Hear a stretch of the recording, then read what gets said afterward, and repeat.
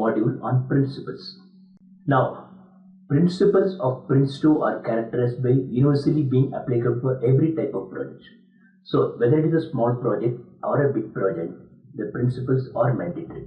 Second, these are self-validating because these are all based upon the proven practical experience over many years. Some of these are failed projects, some of these are successful projects, but they are based upon the actual learnings from multiple projects. And they empower the practitioners the ability to influence the course of the project based upon the principles. So let's look at the 7 principles. First principle, a continued business justification. A Prince2 project has a continued business justification. Right, look at the keyword. There should be a business justification, but more importantly, it needs to be continued. Continued in the sense that there should be business justification in the commencement of the project. It should continue to exist during the middle of the project and continue to exist during the close of the project. There should be a documented and approved justification to start a Prince2 project, which is fulfilled by the business case. So business case drives a Prince2 project. It also talks about how a project gets aligned to the organizational strategic objectives and what is the viability ROI, return on investment for the project. And this justification should remain valid throughout the life of the project. The next principle talks about learn from experience. Because no project starts from back home, right? In a particularly mature company, there have been hundreds of projects which have been already taken in earlier. So a good Prince2 principle is to learn from prior experience, good or bad, and try to improve upon the previous lessons. Since projects are unique as well as temporary, the project manager gets a limited window within which he or she can actually start something new. So the application of the lessons learned from previous project is quite important during the projects. The third point is the learning process spans across the entire project life cycle. So during the beginning of the project, you open a lessons log and the lesson and also record the lessons from the previous projects. As the project is ongoing, the lessons are all recorded, and during the state boundary and during the closure of the project, the lessons report is produced, which can be used by the organization subsequently for the similar succeeding project. So it is a continual process. It is not one-off type of process. I know many companies, what happens is the lessons are recorded after the project is over, towards the project closure. It's not a good idea, right?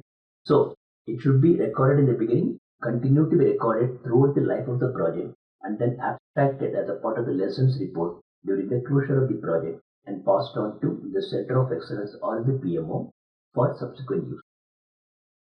Next principle talks about define roles and responsibilities. In every Prince2 project, there are 3 fundamental stakeholders: business, user, and supplier. Now let's try to understand what are these 3 major roles are. Business role talks about funding the project. Typically, it is taken care by the program management or senior management. User role is the role which uses the product of the project and then derives the benefit. Supplier role is taken care by the vendor. It could be internal or external. Suppliers could be internal as well as external. Whereas business and users are typically internal, suppliers can come be, as I said, either internal or external. A project team may consist of cross-functional, cross-organizational resources. That actually means a lot of stress for the project manager. So, in a Prince2 project, there is a business role, there is a user role, and a supplier role, which all need to be represented in a project board for success of the project. Let's look at the next principle, managed by stages. Really what is happening is, in a long project, you cannot plan for the complete project.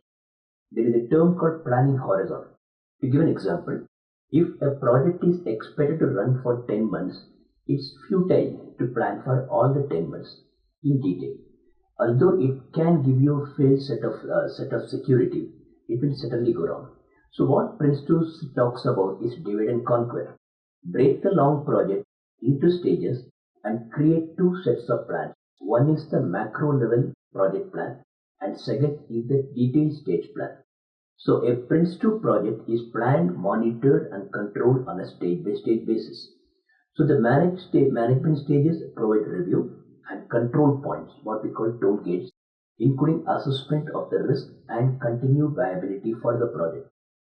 So what is happening is there is a detailed plan which is produced for the current stage, and as you move towards the end of the current stage, you will actually produce a detailed stage plan for the subsequent stage within the overall ambit of the project plan. By doing this, you are able to take care of the uncertainty which is there at the macro level project plan, plus the details which are required to control the current and the next stage. You are able to dovetail both of them. So every project will have two ongoing plans, one at the project level and one at the detailed stage level. Both are controlled by the